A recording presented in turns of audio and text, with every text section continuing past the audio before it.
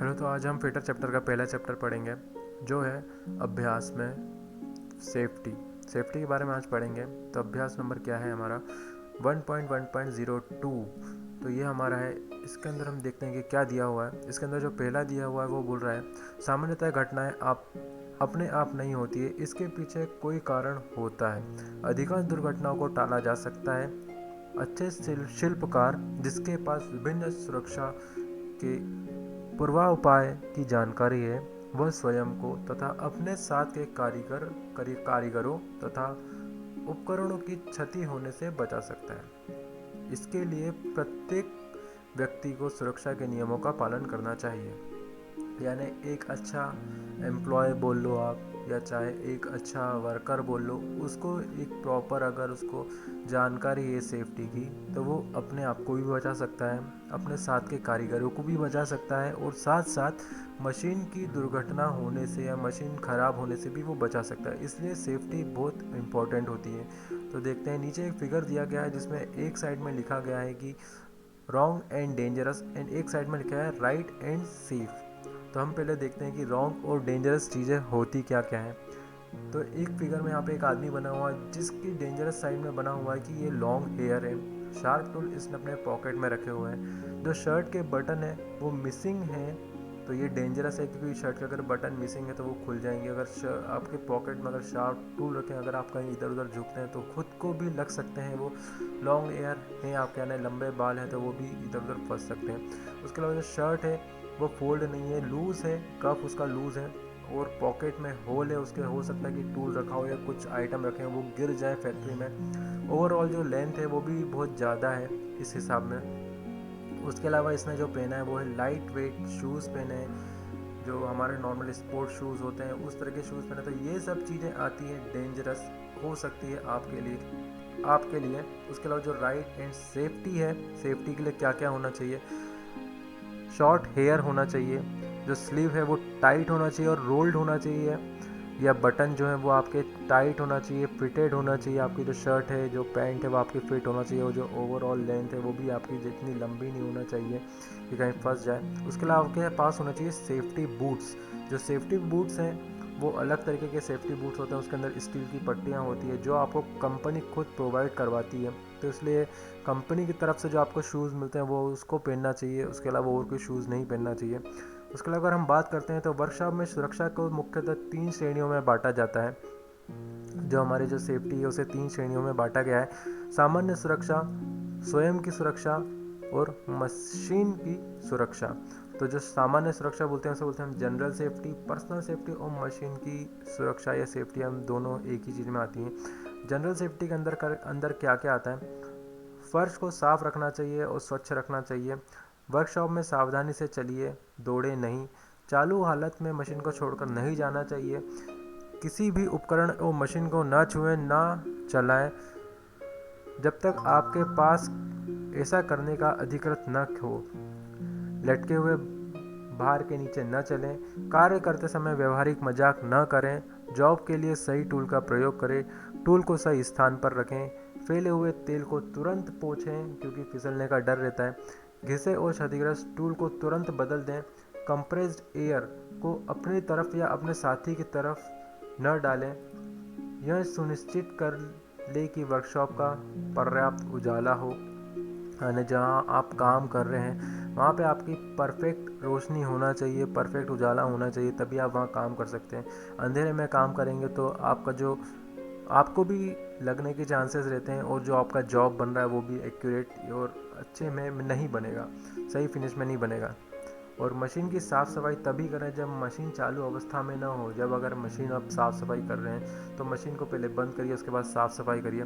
धातु की छीलन को साफ़ करें। उसके अलावा मशीन को चालू करते समय पूर्व उसकी जानकारी प्राप्त करें। यानी अगर मशीन आपको चालू करना है तो आपको पहले उसकी पूरी नॉलेज होना चाहिए कि मशीन किस तरीके से चालू होती है, मशीन में कार्य क्या होता है, मशीन किससे संबंधित सेफ्टी क्या है।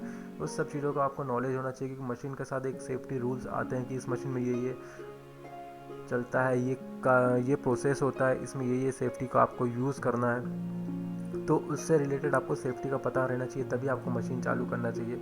अब देखते हैं इसमें पर्सनल सेफ्टी के अंतर्गत क्या दिया गया है। जैसे स्वयं की सुरक्षा में एक पीस वाला ओवरऑल या बॉयलर सूट पहने, ओवरऑल की बटन को लगा कर रखें, यानी जो इसमें बटन दी गई हैं, जैसे आप ये देखते हैं ये ओवरऑल सूट होता है, इसके अलावा जो ये बटन है वो पूरी लगा होना चाहिए। टाई या स्कार्फ का प्रयोग न करें, कोहनी के ऊपर तक बाएं फोल्ड करें और या मोड़ कर रखें। सुरक्षा चश्मे या बूट का इस्तेमाल करना चाहिए। छोटे बाल होना चाहिए। अंगूठी, घड़ी, चेन न पहने। मशीन पर कभी भी न झुकें। शीतल को हाथ से न धोएं, यानी जो आपके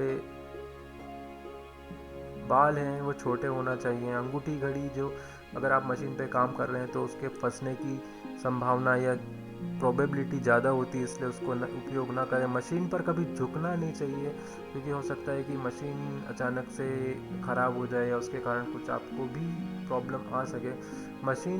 चलती मशीन में से गार्ड अलग न करें। टूल किए हुए टूल पर प्रयोग न करें। टूटे हुए चिप्स हुए टूल प्रयोग न करें।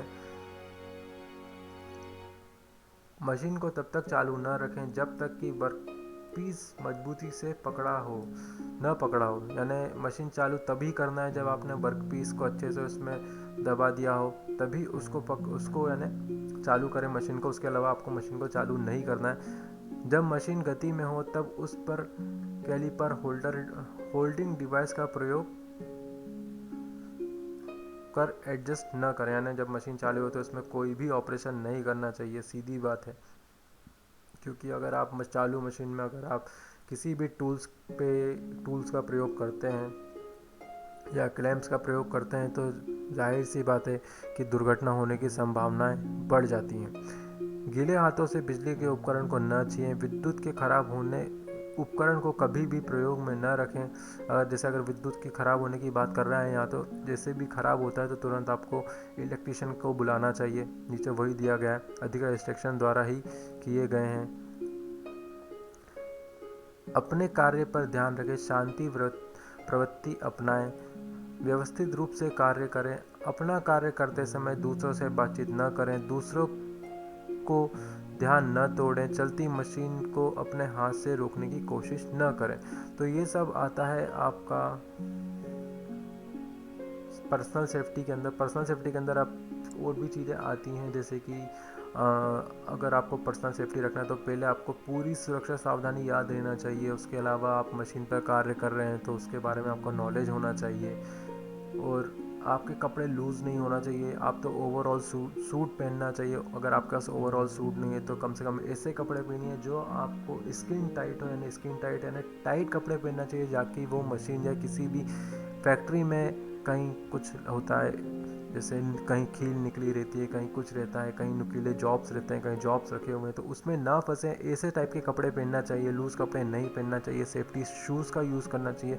इस तरह की सावधानियाँ हमें अपनानी पड़ेगी, तभी हम इन सब चीज़ों से बच पाएंगे। उसके अलावा हम देखते हैं कि मशीन की सुरक्षा के अंतर्गत क्या दिया है। यदि कुछ गलत हो जाए तो मशीन को स्विच तुरंत ऑफ कर दें। मशीन साफ़ रखें, यानी अगर कुछ गड़बड़ हो जाती है मशीन में, आपको लगता है कि भैया मशीन में कुछ प्रॉब्लम आ गई है, तो सबसे पहले आपको मशीन को बंद करना है, स्विच ऑफ करना है तुरंत, यानी जल्द से जल्द आपको मशीन को बंद करना है। उसके बाद मशीन को हमेशा साफ़ रखना चाहिए। इसमें फालतू की चीज़ों का, यानी कि चलती मशीन को कभी साफ़ न करें, हमेशा मशीन को बंद करके ही साफ़ करें। घिसे हुए और क्षतिग्रस्त उपकरण और होल्डर डिवाइस को और नट बोल्ट इत्यादि को जितना जल्दी संभव हो बदल दें, यानी जितने भी होल्डिंग डिवाइस हैं और नट हैं या बोल्ट है, अगर वो ख़राब हो गए हैं या प्रॉब्लम दे रहे हैं तो उसे जल्द से जल्द बदल देना चाहिए। उसके ऊपर ही नहीं रहना चाहिए, या अपने सुपरवाइज़र को जाके बताना चाहिए भैया ये नट या बोल्ट हमारा ख़राब हो गया है तो इसको जल्द से जल्द आप बदलवा दीजिए। मशीन को चलाने की कोशिश ना करें जब तक आपको सही तरीके से चलाना न आए, यानी जब अगर आपके पास सही नॉलेज नहीं है मशीन चलाने का, या आप जानते नहीं हैं कि किस तरीके से मशीन चलती है, तो उसको चलाने की कोशिश नहीं करना चाहिए। स्ट्रोक टूल्स या वर्कपीस को तभी तक एडजस्ट न करें जब तक कि पावर ऑफ ना हो, यानी जब पावर ऑफ हो तभी उसके अंदर टूल्स, स्टॉक्स और वर्क पीस को लगाना चाहिए, इसके अलावा एडजस्ट नहीं करना चाहिए। मशीन की गति बदलने से पूर्व उसे बंद करें।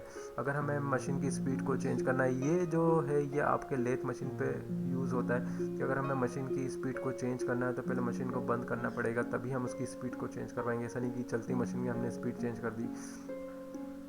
स्विच ऑफ करने के पूर्व ऑटोमेटिक फीड को अलग कर देना चाहिए। मशीन को चालू करने से पूर्व तेल के लेवल चेक कर लेना चाहिए। यानी अगर हम सबसे पहले सुबह आते हैं तो हमें मशीन की सेफ्टी करना है, तो मशीन में पहले ऑयल पानी है या नहीं उसका पहले पूरा देख लेना चाहिए, तभी हमें मशीन को चालू करना चाहिए। कभी भी मशीन चालू ना करें तब तक उस पर सुरक्षा गार्ड सही से स्थित न लगी हो। यानी जो उसमें सुरक्षा गार्ड रहती है, जैसे चिप्स उड़ते हैं तो चिप्स को उड़ने से बचाने के लिए एक सुरक्षा गार्ड लगाया जाता है ताकि वो चिप्स और दूर तक ना जाए या आपके ऊपर ना, इसके लिए एक सुरक्षा गार्ड लगा होता है। तो पहले वो सही से स्थित लगा रहना चाहिए, तभी उसका यूज़ करना चाहिए, तभी मशीन को चालू करना चाहिए।